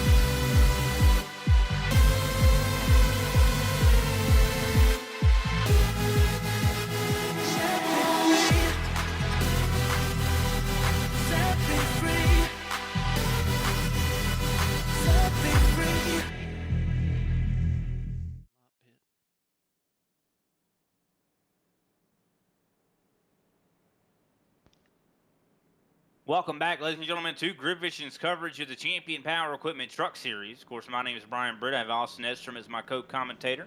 Austin Darbyshire down behind the cameras, and it looks like we're going to have us a late race restart. Of course, going to have, I do believe, 30 laps to go when this green flag flies. We have had a few drivers that have stayed out on older tires. If you're just joining us, we just had a pretty big crash that involved Sean Boundy, as well as I do believe a couple other drivers as well. Of course, Keegan Sabilo going to be leading us to the green flag as he enters the Geico restart zone. Green flag will fly once again here. And Nathan Meyer, pretty good launch, but unfortunately not able to maintain the momentum. I'm thinking maybe the older tires affecting these drivers, as Justin Levine as well had stayed out. He is on the back bumper of Sabilo. Three wide, though, through the middle is James Harris. Man, Harris trying to make everything work, trying to get back up to Yanzak. Yanzak got a way better start than Harris did, even though they were the two drivers fighting for the race lead beforehand. I mean, Harris has got a lot of work to make up to be able to get back up to Yanzak, because you got to think these guys on new tires are going to come through here pretty soon and overtake the guys that stayed out. So you got to really watch Yanzak and Harris to see when they get through the pack, because it looks like Yanzak is doing a much better job now to the inside of Justin Levine for P2, and he's going to take it very, very quickly. Yeah, it almost looked incredibly easy there for that driver. As here comes Harris. You could just tell the difference in tires. It seems to be fairly large right now, as these guys are pretty much cutting through the field and able to make so much distance up on the corners, of course. As here comes Yanzak. I think he's going to possibly try to see if he can't get by the 77. And he goes to the inside. Sabilo, I think, thought about blocking him, probably thought better of it. Yanzak easily takes the lead. I mean, that was a great move through the second dog leg, and Harris is trying to follow him through. Harris to the inside of Justin Levine for P3. Harris has got to get through Sabilo and Levine as quick as he can to try to get back up to challenge Yanzak for this race lead. We saw they were the two fastest towards the middle portion of this race of the drivers that had track position. It just seemed like Yanzak did a better job on the restart than Harris did. Harris was in the wrong lane, as now he dives down to the inside of Sabilo for P2. It looks like the two fastest drivers of the night are going to be running first and second as they come out of the second corner. And the thing about it is that whenever I first started calling, or Grid Vision started calling the Champion Power Equipment Truck Series, the top two in points for that season were Craig Yanzak and James Harris. I mean, so this is not a surprise. It looks like James Harris has very much got back to the speed that we are accustomed to seeing him have. Confidence, I think, is at an all-time high for that 55, and you can just tell that these two are the fastest in the field right now. Of course, Sabilo trying to hold off. Now I do believe Brian Whitney, who is possibly have a podium in his future, as he is right on the back of the 77. And the 77's on the old tires. You got to think Brian Whitney is going to be able to pass him relatively easily going down into turn number 3. Not quite the battle for the lead that we need just yet, but Whitney making a good battle come through in 3 and 4 to the inside of Sabilo. It looks like he's going to be able to get the better run coming off the corner, and I think that he's just going to dive as hard as he can down into turn 1. That's what I would do if I was on the new tires against a guy on old tires, and it looks like he's going to do just about that, try to clear the 77 through the middle of the corner. Might not be able to get it done. The 77's trying to hold around the outside, but I think the 30 is going to get him on the exit. If not, then he's got to get him into 3, but it looks like he pulls across the nose of the 77, and he's just going to dive as far as he can down to the 3 to make sure he makes this move stick. He's also got to worry about, of course, the 29 of William Mann Jr. He's looking incredibly fast as well. Oh, the 77 sideways coming out of turn 3, or turn 4, I should say, trying to hold off the 29. And I do believe William Mann Jr. is on a little bit fresher tires as well at the moment. Sabilo trying to even get back underneath the 30. Oh, I'm just seeing Sabilo is not doing well right now handling-wise. It's those older tires, man. He just can't hold on to it as we got a bump draft down the back of Texas Motor Speedway. Goodness gracious. The 15 was all over the back of William Mann Jr., and I thought Mann Jr. was going to go into the back of the 77 through 3 and 4, but they were able to keep those trucks nice and straight, not make any contact. But, man, it was close going down to the corner. But back up front, it looks like Harris is just kind of biding his time at this point. I think he knows he doesn't need to burn up those tires just yet, because we've seen towards the beginning of these runs, he's really able to get to Yanzak relatively early and make a fight out of it. But I think here he's really just saving that right front tire, trying to make it last for the full 30-lap run, as we're now about 8 laps into the run, coming to 22 laps to go. Got some beating and banging right now. Oh, problems. Way back in the back of the pack, hard into the outside wall. I think that was Mann Jr. and Sabilo's down on the inside. Multiple drivers involved. My goodness, that was absolutely disgusting seeing a car go head on into the outside wall on the exit of 4. Yeah, that one involved quite a number of drivers. Of course, Keegan Sabilo and I do believe William Mann Jr., Jason Taylor, all involved in this crash. As we take a look back, I keep an eye on the 29. I think he's got a lot to do with this. See right there, he's wiggling. And I think possibly, yeah, tried to clear himself on the 77. Probably thought he was clear. And, I mean, I can't really blame him. He kind of almost was clear, but just enough that the back end of that race car caught the front end of Sabilo's race car and just threw him into the outside wall violently. And right there, boom. That's one of the worst places to hit right there, too. That's tough because, like, the 29 never really had the bottom of the corner. Like, he was always a half lane off, just kind of pushing up the 77 a little bit through the middle of the corner. And, you know, it's kind of similar to the last one where I felt like the car on the outside could have left more room and tracked up all the way to the wall. I feel like Sabilo could have done the same. There's more room to the outside, but the 29 did come across relatively early. I feel like maybe you move out a little bit later than they did there, and I just feel like maybe he jumped up the cushion just a little bit quicker than the 77 was expecting. Kind of tough to put back-to-back wrecks on that, or like that on the 29, but I don't know. Again, it's just a couple drivers going for the same amount of real estate, especially towards the end of a race. I mean, it's just tough to call. Yeah, looking back at it in slow-mo, let's see. I mean, of course, you see they're almost on the verge of contact right there, but, of course, William Mann could have been a little bit further down the racetrack. So both of them, I think, could have gave a little bit more room than they did. And Mann just assumed right here he was clear. He's like, okay, I'm probably clear, but he just was barely not clear. And unfortunately, I think the main one that had the worst luck out of this probably was Jason Taylor, as well as I don't know if Andrew Hale got anything out of this. Looks like he almost phased through William Mann Jr. Yeah, you're talking about who got the least amount of luck. Freaking Andrew Hale got the most amount of luck. He completely phased through him. When the netcode gods are on your side, it's a good day. And for Andrew Hale, that was definitely the case right there. He's got absolutely no damage, even though he went through a car. Yeah, and fast Jason Taylor, of course, still had a fast repair left, so a lot of these drivers were able to use fast repairs. But some drivers not so lucky, I do believe. Of course, William Mann Jr., I do believe, very much hurt. He's now a lap down. Of course, do want to give another shout out to another sponsor here of the Champion Power Equipment Truck Series while I have a moment. And that would, of course, be Blackstone Management Partners. Blackstone Management Partners guarantees an unrivaled one-on-one approach to every client, providing them with solutions and services required to keep their dynamic brands thriving and one step ahead of the ever-changing consumer marketplace. Blackstone comprises expertise in marketing, communication, talent management, and event management. Working with their clients, they not only use traditional but state of the art platforms, including mobile marketing, investigative marketing, and cause driven marketing. Visit them at bsmpartners.com today to get started. Definitely has been an exciting race here so far. We've seen a lot of crashes, and we've also seen a lot of awesome racing. Yeah, no kidding. A lot of tough racing throughout the field, and I almost feel like the tire saving portion of this is probably done. I want to say that they're going to go balls to the wall from here on out, especially with the two drivers in the race lead. We've seen Yanzak and Harris be absolutely crazy aggressive through most of the restarts. The last one was relatively tame between the two because they had to work through a couple of cars on old tires. But they both were able to get through the minefield in front of them, and now they're going to both be starting on the front row. You got to think that if the 55 can hold on to the outside of Yanzak on the restart and be able to go down into turn number 1 side by side, he's going to dive it in there so deep on the outside of turn number 1, and it's just going to come down to whether that move will stick or not, which typically in turn 1 at Texas it doesn't, but on the off chance it does, that 55 could come out on the other side of winner.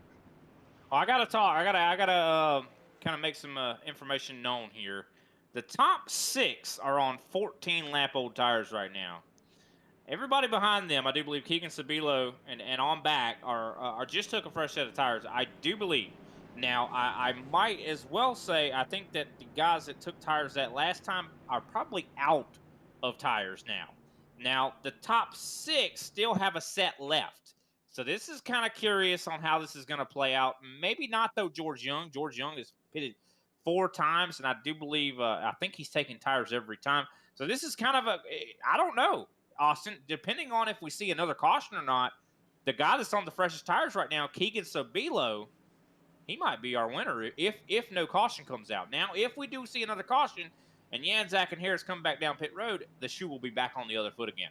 Yeah, I think you got to look out for Sabilo and Meyer on this restart. See how fast they can get through the field, and they got 18 laps to do it on fresher tires. I mean, that's a lot of time. They very well could have enough time. It's probably about 10 green flag lap cleaner tires, so I'd be very interested to see just kind of how fast those drivers are able to make it through the field because they were both fast.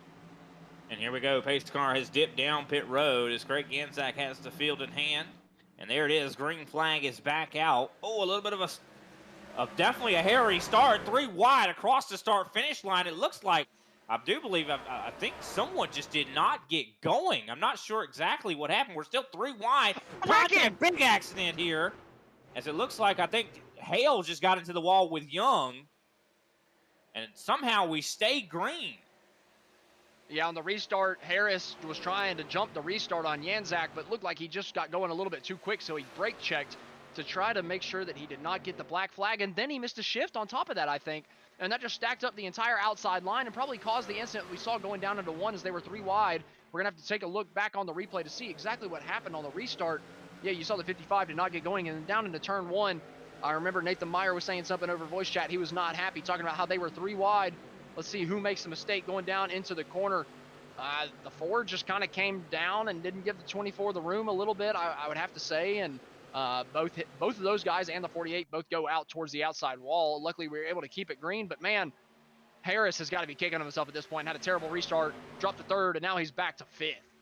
Yeah, no, 100%. He's got to be definitely kicking himself over that for sure. I mean, was trying to really get a good launch, and just unfortunately, it did not go well. Here we go. The battle, of course, the fresher tires, though. Keegan Sabilo and Tyler Meeks fighting for the 3rd place position in what could be the lead. But here comes Keegan Sabilo to the inside of Brian Whitney. Looking at the tire difference, they're about 0.2 faster than our leader, Craig Yanzak. So I suspect this 77 is probably going to be able to take the lead unless Tyler Meeks takes it from him. Yeah, you got to think that the race might actually be between the 77 and the 7. I mean, we haven't really talked much about Sabilo or Tyler Meeks this entire race. Haven't really been racing up towards the front except for whenever Sabilo stayed out on old tires. But with the new tires, with the tire strategy that the 77 did, it looks like he's going to be able to run down our race leader. I mean, there's still 15 laps to go, and he's already up to 2nd place. And don't look now, but even further back, James South looking to the inside for the 6th place position. He's also on new tires. Yeah, of course, you even got, I do believe, John Lucido. He's on somewhat fresher tires as well, so he's actually battling with Lucido for that 7th place or 6th place position. Justin Levine, he's turning some really good laps. I think he's on fresher tires as well. He's up to 8th. But it's going to be really hard for them to catch up. Oh, Meeks is really aggressive right now. I think he got into the rear end of Sabilo. Look at this big Big wreck hurricane, down the and we backstretch do have up a into wreck. the inside wall. Multiple cars down. That's Nathan Meyer. And in the 15, it's Jason Taylor. Massive accident. I mean, goodness gracious, the hard hits we've seen tonight have been absolutely insane. Now, Taylor, of course, has already used his fast repair, so that is probably going to take him out of the race, as well as probably Nathan Meyer. But definitely, wow. Taking a look back at this, you see that Taylor was much slower than the 24. And I think, yeah, Taylor, I think, might have came down just a hair, maybe to block. Or it could have just been maybe he got loose off the corner and went down not voluntarily. But we also saw heavy blocking up towards the front of the field. I'm surprised the wreck didn't happen at the front, but it actually happened towards the rear as we take another look back at this. And right here, you see even the blocking up towards the front, but this is what causes the caution. Brandon Ball having to take evasive maneuvers, as well as the 16 of Robert Wynn. I couldn't tell if that was netcode or if the 15 of Taylor came down. I just don't really think Nathan Meyer did anything wrong there. It looked like he was holding his line, but it might have been netcode. It might have been the 15 coming down. But yeah, we saw that big block there from Janzak. I mean, it looked like Sabilo was going to get to his inside. And I'm kind of surprised not to see Janzak pit it this time. I just think he's a sit and duck out front on the new tire, or on the old tires at this point. Sabilo, excuse me, and Tyler Meeks are probably going to get by him relatively easily. He's just going to have to hope for caution after caution after caution. Yeah, for sure. This is kind of curious, but you could tell just how desperate Janzak is to keep that lead. I mean, he threw a massive block, and I'm surprised that wasn't the cause of the caution, but it actually came back from other drivers back further back. But Jason Taylor, I mean, that is curious. I mean, if he did come down, or if it was just some sort of error between the two drivers there, but it's unfortunate. The end result is either way, Jason Taylor is pretty much going to be out of the event now. He's now one lap down, does not have a fast repair. Even though we've, this has been quite I'd say, dramatic and really physical style race, we still have 16 drivers on the lead lap. We only have 2 that are now a lap down or more. So yeah, kind of crazy. Give them credit for that. We've had a lot of wrecks. Yeah, got to give them credit for that. I mean, it could have been. I'm surprised we don't have more drivers that are saying, are out of this race. To be honest with you, with how many how many accidents we've been having. I mean, I'm not to say that this is like just an accident-filled race. It's been quite exciting. The racing has been great, but there, of course, because of how close these guys are racing, there's always a chance for some sort of accident like we've been seeing. And, of course, Texas has literally featured just nothing but blocking all week long. I mean, it's been a blocking-style track. Yeah, and Janzak's going to have to do a ton of that if he's going to expect to hold on to the lead here. I mean, it's going to be so tough for Janzak. I mean, even James Harris, he didn't take tires on this last pit stop either. He's back to 5th. I mean, he's in the sucker hole at this point. But Janzak up front, he's going to have to hope that he clears Sabilo on the restart and holds that position coming out of 2, because if Sabilo's even on his quarter panel going down into turn number 1, I think he's just going to wrap the outside of the corner and drive past him like he's standing still. And it's just going to come down to how fast Tyler Meeks can also get past the 3 of Janzak to see if we actually get a battle for the race lead. Yeah, I just don't think Janzak can block both of those drivers. I think he's got to pick one or the other. I mean, you could try your best to make your car too wide, but I think he's gonna have to pick one or the other. And I think the one that he's probably going to try to block is going to be Meeks. And like you said, if we see Sabilo really get a good launch, then that's going to determine, I think, the soul of this race here for sure. Of course, we still have some other drivers that are further back that have newer tires. We talked about James South in the 21. He's been looking quite quick here late in the show. But here we go. Let's get this thing underway. Coming up to 10 laps to go. Pace car lights are out. We're getting ready to see the pace car driver drop down pit road, as we're going to have ourselves a 10-lap shootout here for the win here at Texas Motor Speedway. And there goes the pace car down pit road, as we expect Craig Janzak to try to be unpredictable here on this launch. Let's see exactly what he does. And the green flag is out. Not as unpredictable. He looked like he waited until the absolute edge of the restart zone. And he might get clear of Sabilo going into 1. And I think he does. That's what he needed to see. Now it's just about, can the 7 of Tyler Meeks give him the bumper? But wow, Yanzak got a really good run through turn 1 and 2 and able to clear both of them. Now they're side by side in his mirror. That's what he needs to see, but I'm still worried that with them on the new tires, with them side by side, they're still going to be able to catch them. But man, they're side by side hard battling for that second place position. Who's going to come out to be able to challenge the race leader of Craig Yanzak for the race win? It looks like it's going to be Tyler Meeks right now. He can head on the bottom. Now looking to the top as they go through the second dog leg on the front. Yanzak blocks the bottom. Oh man, Meeks just about gets into his right rear going down into turn number 1. Now he's wrapping that outside, trying to make the outside of 1 and 2 work. That's a tough place to make it happen, but he's got the new tires and he's got the position. Oh, And leave out around. The 55, the 199. All around right now. That's going to bring a yellow flag out, and Craig Yanzak is going to be safe for a few more laps.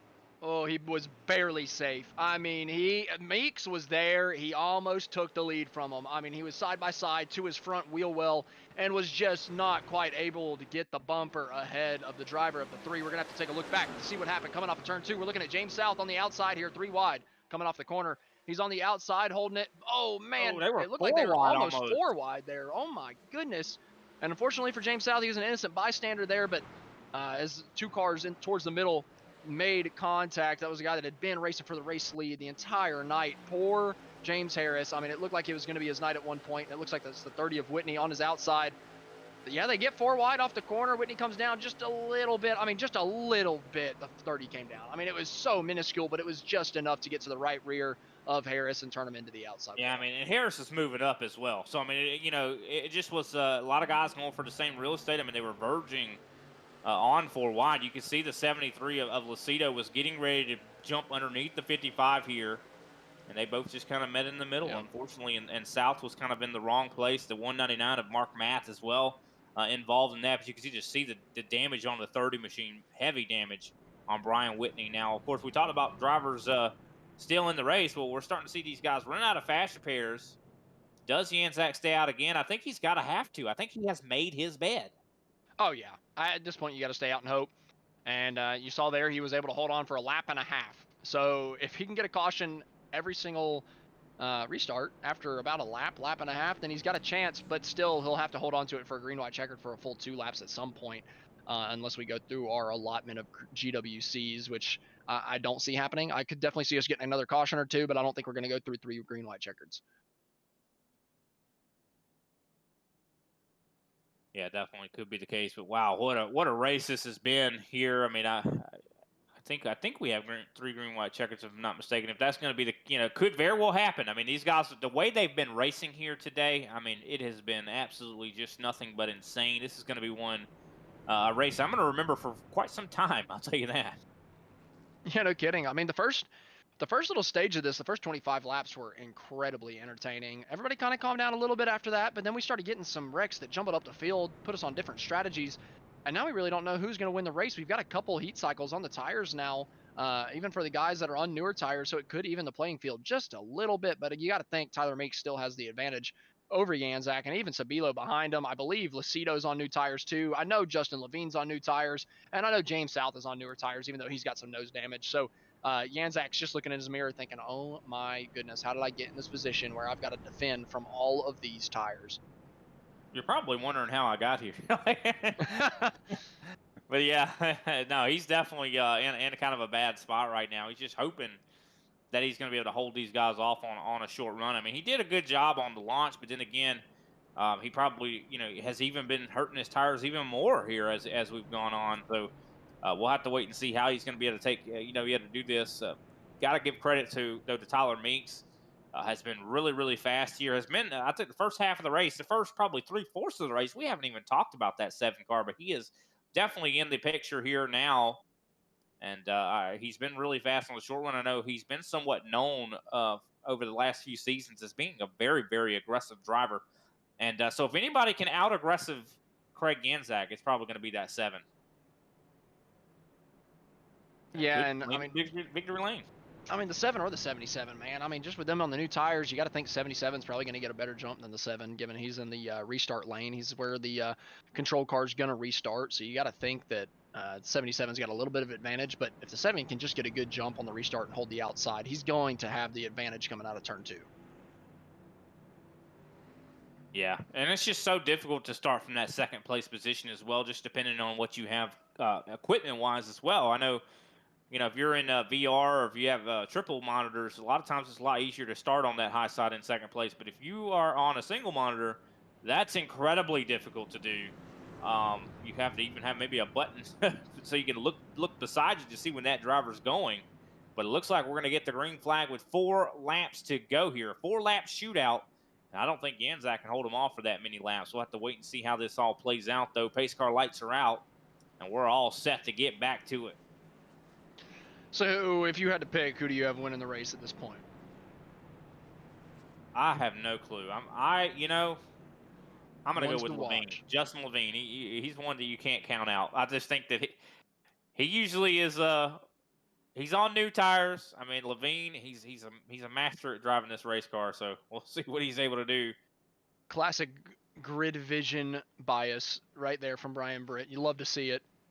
The man signs his paychecks and he picks them to win the race. Who would have thought? I'm gonna pick the 7 of Tyler Meeks. I think he's got it done. I think he's gonna get a good restart and get around the outside of 1 and 2 and be able to wrap around Craig Yanzak here, coming out of 2 and get the run down the back. And our C tier producer said Sabilo, but he's typically right, so I guess Sabilo's gonna win the race. Yeah, a lot of times Austin Derbyshire is fairly head on. He knocks it out of the park usually when his guesses, predictions.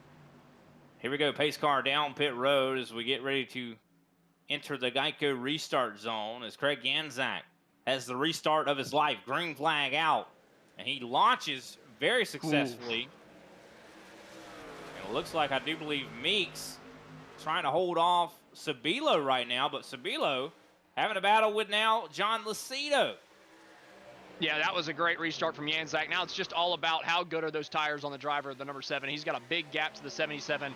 How much can he make up in turns 3 and 4 here? He arcs to the outside of Yanzak, gets some air on the right front of that car, dips it back down into the dirty air, but he's still got the run. He's coming off the corner a little bit quicker. He's got the grip, looks to the inside through the grass, and actually turns himself on the left rear quarter panel of Yanzak. He's going to come back up on the racetrack, but he goes through pit road and saves it. Comes out about 5th place, but look at Sabilo. He's on the inside.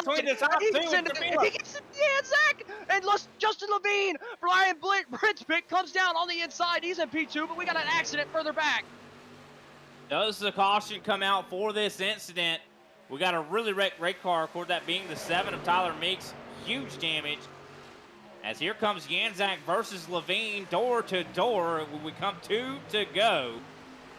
And Justin Levine, can he take care of business here? Can we make it to the white flag before we see a green-white checkered? As the battle is on, but here comes John Lucido as well. Could we see a 3-wide race for the win? It looks like Levine does get clear. He comes down in front of the 3. And he dumps all the dirty air onto Yanzak. Yanzak gets tight coming out of turn 4. Justin Levine's going to take the white flag. Can Yanzak dive him back down into turn number 1? He's got a bump from Lucido going down into turn 1. It doesn't look like he's going to get the inside. Levine holds the bottom of the racetrack, and it looks like they make contact for second just behind him. Lucido and Yanzak make a little bit of contact, and that's going to let Justin Levine walk away. Justin Levine taking care of business here. And if I'm not mistaken, I think he won last night's race, if I'm not mistaken. And he is going to take care of business here at Texas Motor Speedway in the Champion Power Equipment Truck Series. He wins the 2nd race. And I hate to say, I told you so. Justin Levine on the fresh tires, taking care of business. Yeah, we're going to have to look back at the replays of that. The first accident where Meeks went through the grass to kind of get to the inside of Yanzak, I kind of put it more on Meeks because I just don't think the lane was there. But then going down into turn 1, I feel like Yanzak just pinched Lucido like crazy going down into the corner and didn't even give him any room. So I'd honestly have to put the second incident on Yanzak, but it really opened the door for Justin Levine. But yeah, we got the replay. Look, I mean, the room's just not really there. Just makes a little bit of contact, sends him to the inside. And if we can switch to the 77 dives it down in the corner. Yanzak honestly missed the bottom. Actually, you know what? I take it back. Sabilo hit the inside. He hit the apron before Yanzak even came down. Yanzak gave him the lane the entire way, and I think it was just Sabilo's incident, so I'll have to take that back. I think he just made a little bit of a bad move. No, I agree totally. I mean, I think Sabilo kind of got the apron, and that just unsettled the truck, unfortunately. And Definitely sucks for Sabilo and Meeks because, I mean, they really had an awesome points day that they could have had here. But unfortunately, they are going to finish, I do believe, 14th and 15th. But the big winner is going to be Justin Levine, who's doing some donuts out here. Fantastic performance from that driver. I know he has had a little bit of an up and down day. He was a little bit off the wall when it came to out of the box, I should say, when it came to his strategies. But he's going to take home the dub. Now let's take a look top to bottom at our final results here. Justin Levine, your winner. John Lucido, what an impressive day for him. Second place. Craig Ganzak started on the pole, finished in third. Brad Thacker, another impressive driver there, fourth place. Fifth place, James South. Sixth place, James Harris. I know his heart has got to be broken. This is the one he had set his sights on. Seventh place, Sean Boundy. Eighth, Brandon Ball. Ninth, Andrew Hale. And 10th, Robert Wynn. 11th, George Young. 12th, Nathan Meyer. 13th, Mark Math. 14th, Keegan Sabilo. 15th, Tyler Meeks. 16th, Brian Whitney. 17th, Jason Taylor. And 18th, William Mann Jr. Alrighty, with that, we're going to take one more step away. We'll come right back with our post-race show, where we'll talk to our top 3 finishers.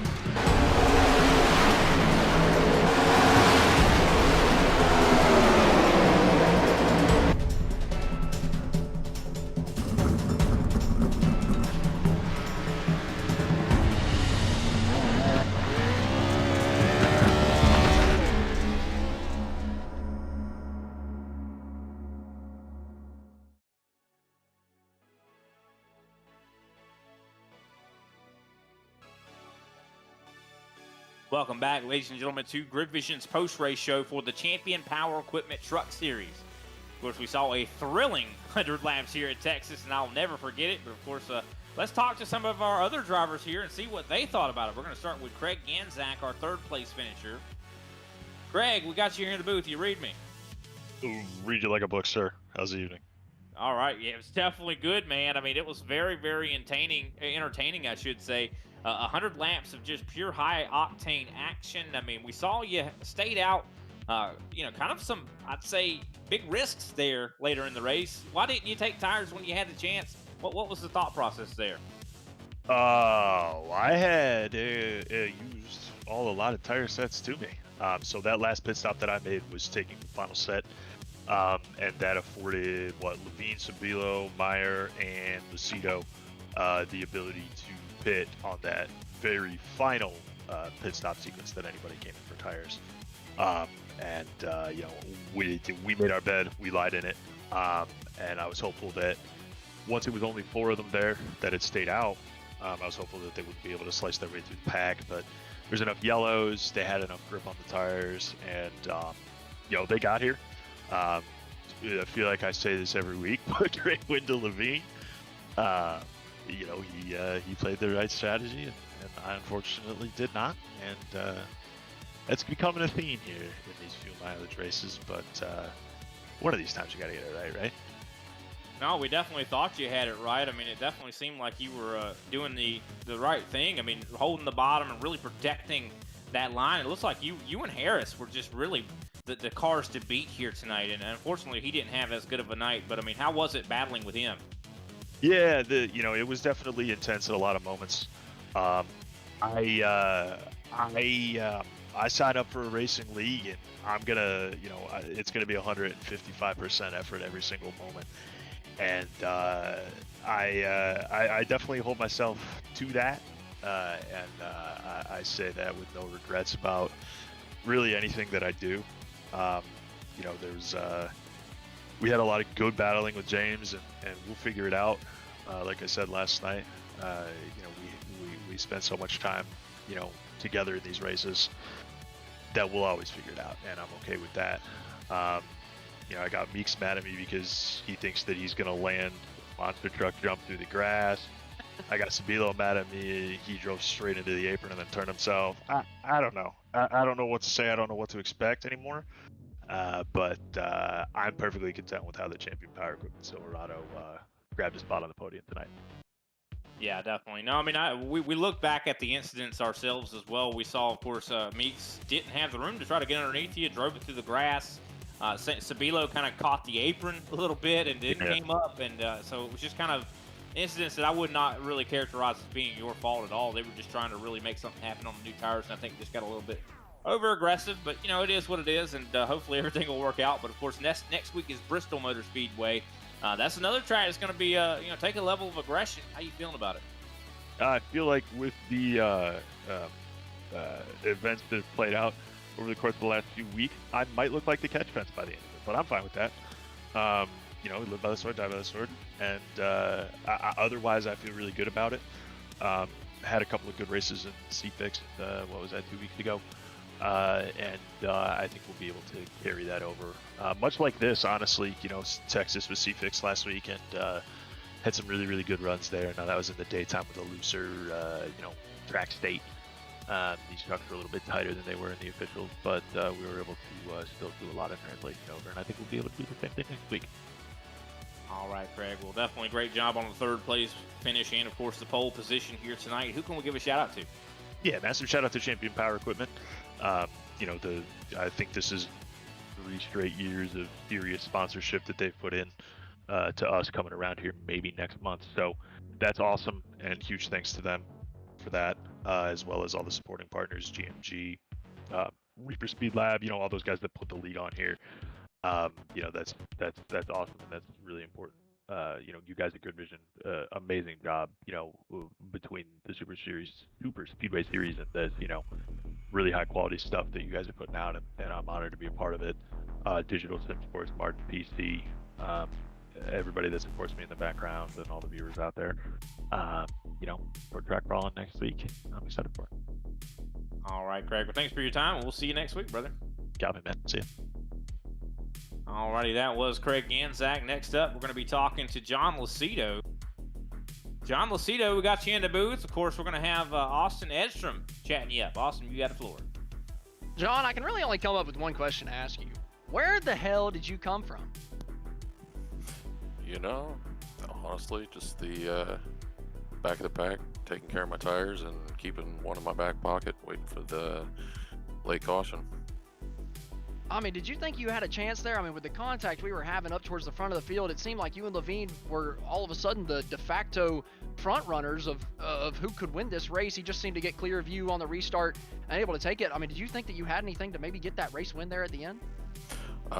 If Levine didn't get around me, I think I probably could have had something, but I knew he had fresh tires as well, and if he got around me, it was definitely going to be something to bargain for. And if him and Craig would have got together a little bit more battling, then maybe I would have had something, but I'm completely okay with the second place finish, honestly. Yeah, a lot of in a race of kind of attrition, we saw a lot of accidents, a lot of people, just making mistakes and getting into other guys. It seemed like you kept your nose clean relatively clean most of the night. I think maybe you were involved in one of the accidents, but does that just go to show like how talented a race car driver you are to just be able to keep out of all the accidents whenever there was just so much mayhem happening around you? Honestly, that's one of the key things into getting a good finish is just missing all the wrecks that you can be around, but you still got to stay up front and be a front runner. And do you think that this kind of, gives you an edge? I mean, I know it's only the second race of the year, but to be able to get a P2 here at Texas Motor Speedway, does that kind of give you a little bit of a confidence boost going into the rest of the season, maybe thinking that you might have a chance to make a run for the championship later on in the year? It definitely does give me a confidence boost. We'll definitely see what we can't do. But if Nathan Nicholson comes back, he's going to be really hard to beat. All right, well, congrats on the P2 finish. Do you have any shout-outs that you can give towards the end of the interview here tonight to kind of celebrate your P2 finish? Just Champion for sponsoring the league and you guys for the broadcast. Well, we appreciate that, John. Thank you for that. And again, congratulations on second place, and we're looking forward to talking to you much more this year. All right, thank you.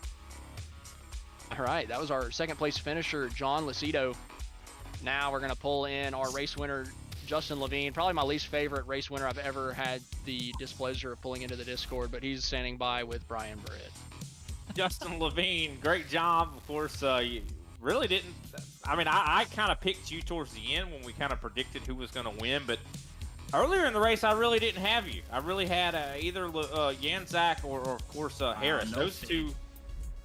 Oh, man. I mean, I'm sorry, buddy, but I mean, those are the two guys that are up front the most all night, but you showed up when it counted. I mean, how did you do that? I mean, did you have always that kind of strategy in mind to kind of save that set later and then use it to kind of be able to have those fresher tires late?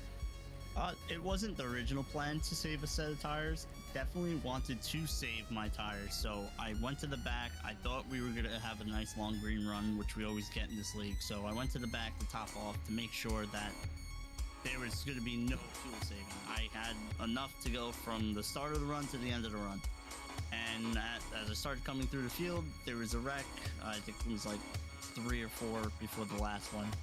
And everyone came down, put tires on it, and I felt like I did enough saving that I really wasn't going to fall off that hard. And they ended up wrecking again. And I don't know what's going on with my brakes, but in this truck, I can't stop. Both wrecks tonight, I could have easily avoided, and I just blocked them up and drove right into somebody. But thank God I was able to fix the car. Only had a minute or so damage, and crew chief let me know that it was all repairable. Fixed it, and I took my time coming through the front, and that last restart, I wasn't going to give an inch, but everyone just got out of my way. So it worked out there.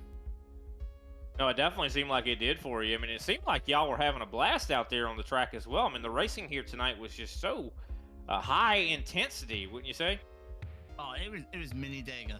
I was upset that we're not following the real life schedule, but we practically had it tonight. It was a lot of fun. Honestly, it reminded me a lot of Atlanta.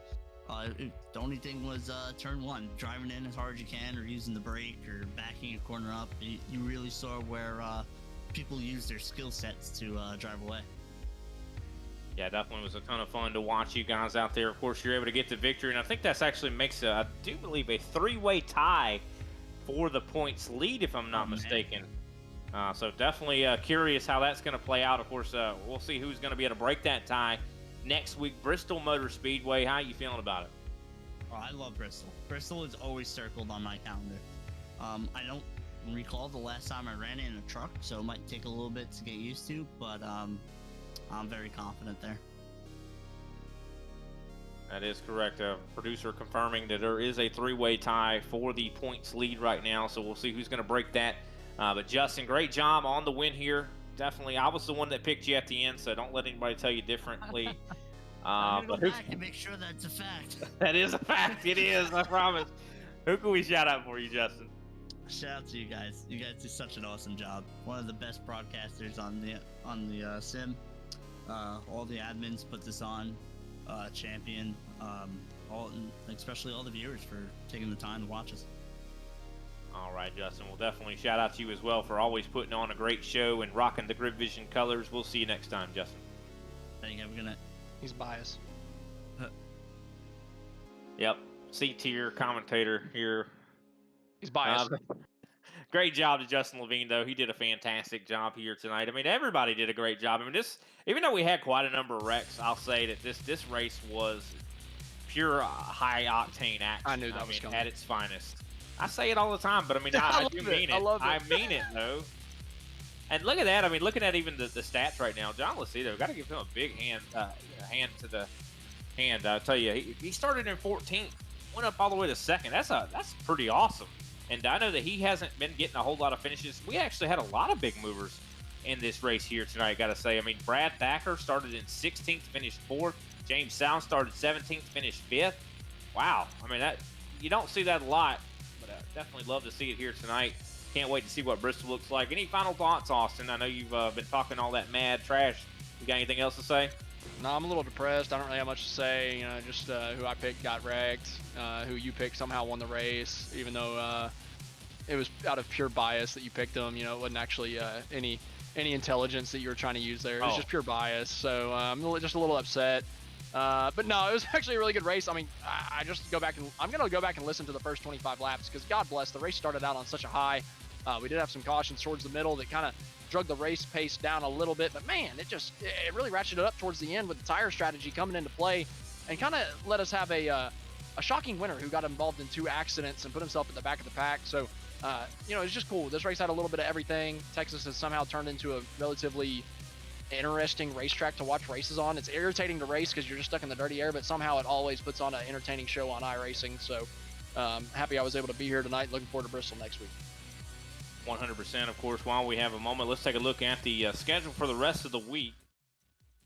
And of course, nothing really going on tomorrow on Wednesday night. Usually we have our Thunderclap action, but of course they are going to be, I do believe, on hiatus for quite a little while until probably next year. So if you are looking to maybe have your league temporarily called on Wednesday night, definitely reach out to us. We'd love to hear from you. Friday night, of course, NIS competitions back in action. Talladega. 9 p.m. Eastern Standard Time. Of course, Austin Edstrom is not going to be there, unfortunately. He's going to be, I do believe, in Talladega for real. Of course, Sunday night, we're going to have a doubleheader of some more Talladega. That's going to be Global Racing Truck Series at Talladega, 12:30 p.m. Eastern Standard Time. Of course, later that night, we're going to go to the track Too Tough to Tame and the RGR Series there at Darlington Raceway, my home track. So looking forward to that one. Make sure you tune in for sure. It's going to be an exciting one.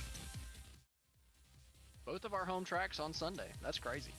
Yeah, definitely going to be cool for sure. But of course, with that, I do believe that draws us to the conclusion of tonight's race. I do want to give a big shout out to our winner here, Justin Levine. Of course, a shout out to all the performers out here, or I should say drivers out here, for doing such a fantastic job. Of course, you've watched the Champion Power Equipment Truck Series tonight on Grid Vision. Of course, shout out to my co-commentator, Austin Edstrom.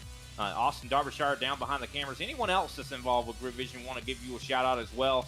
My name is Brian Britt. We'll see you next time.